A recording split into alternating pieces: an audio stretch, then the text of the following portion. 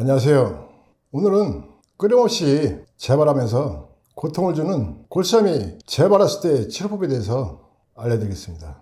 골수암이 한번 발생하면 평생 동안 끊임없이 재발하게 되고, 증상이 심각해지면 병원에서도 수술 불가 판정을 받고 절단하는 경우도 상당히 많이 있어요.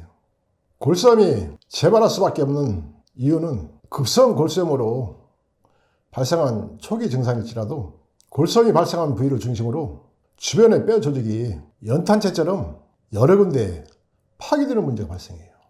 시간이 흘럴수록 그 파괴되는 범위는 더 넓어지고, 병원에서는 초기 증상이든 재발한 상태이든 무조건 수술할 수밖에 없어요.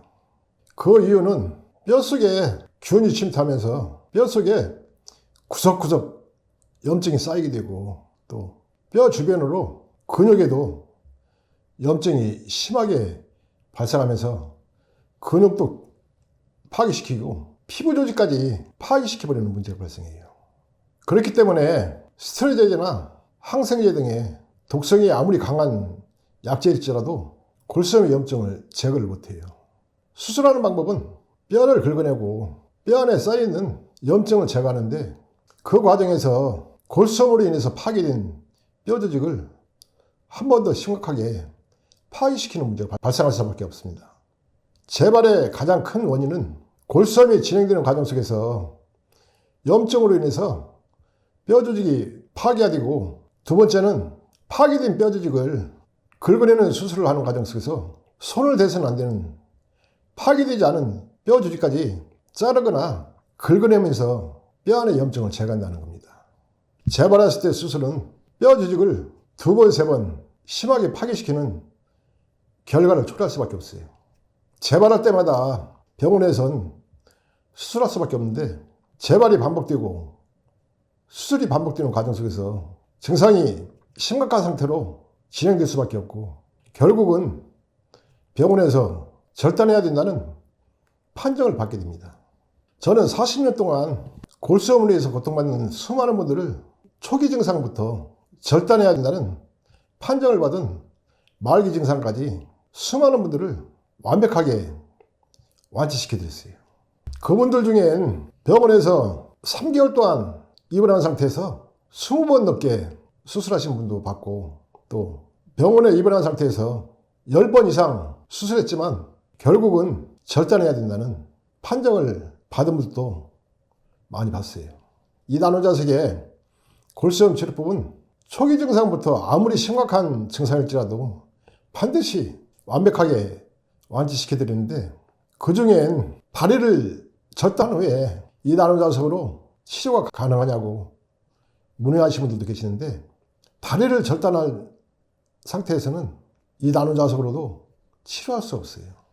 뼈 조직이 남아있어야만이 그게 하나의 근거가 돼서 완치까지 진행시키는데, 절단한 상태는 치료할 수 있는 근거가 없어졌기 때문에 안타깝지만 이 나노자석으로도 치료가 불가능하다고 말씀드릴 수밖에 없습니다. 골수염은 인체 어느 부위든 뼈 조직이 있는 부위는 다 발생하게 되어 있습니다.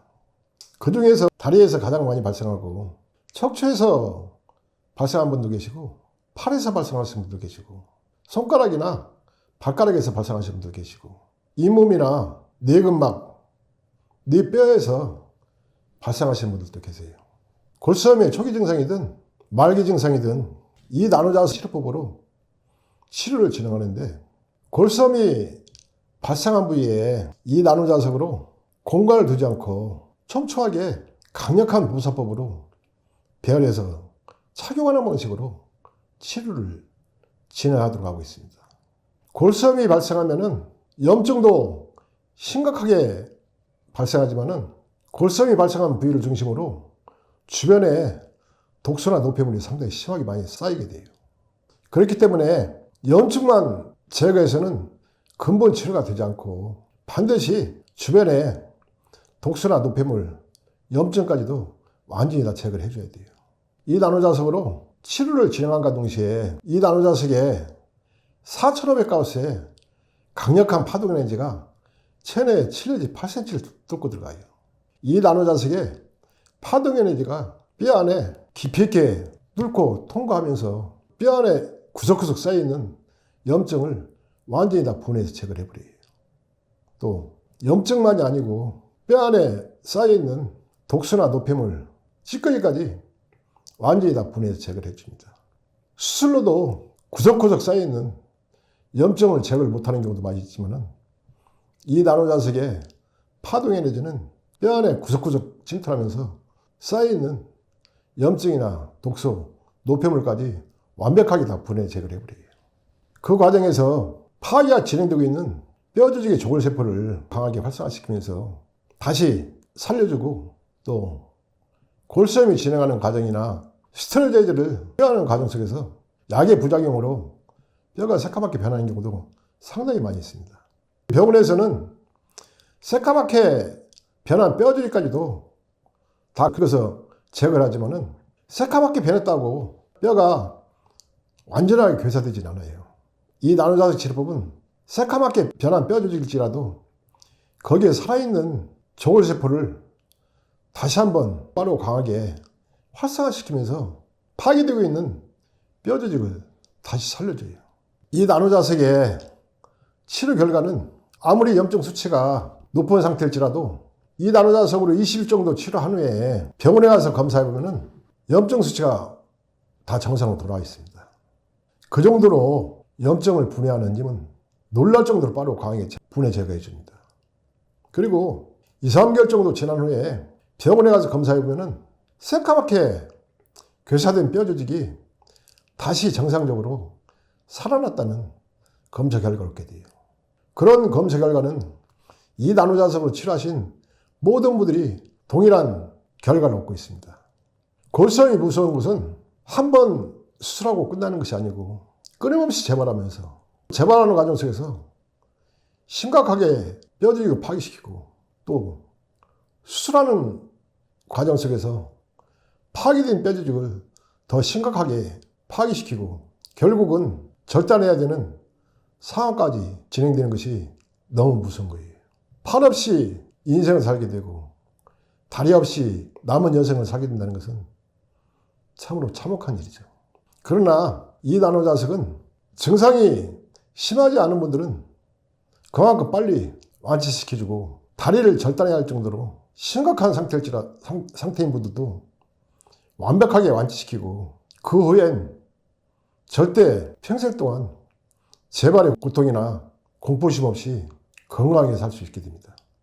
지금까지 40년 동안 수많은 골수염 환자분들을 다스려드렸지만 단 한 번도 실패한 적 없었고 모든 분들이 처음엔 긴가민가 수술할 것인가 이 나노자석 치료할 것인가 망설이다가 수술하시는 분들도 계시고 이 나노자석을 선택하시는 분들도 계시는데 어떤 것을 선택하느냐는 환자 본인의 몫이고 또 수술을 선택하신 분들은 병원 수술을 통해서 치료하시게 될 것이고 이 나노자석을 선택하신 분들은 골수염을 근본적으로 완벽하게 완치시킨 후에 평생 동안 골수염으로 인해서 받았던 고통이나 공포심 없이 기쁜 마음으로 편안하게 사시게 될 겁니다. 오늘은 염증성 질환 중에 가장 무서운 질환이고 뼈 조직까지 완전히 다 파괴시키고 결국은 절단해야 되는 상태까지 진행된 분일지라도 절단하지 않은 상태에서 이 나노자석으로 완벽하게 완치시키고 평생 동안 골수염의 공포심에서 벗어날 수 있는 이 나노자석의 골수염 완치 치료법에 대해서 설명드렸습니다.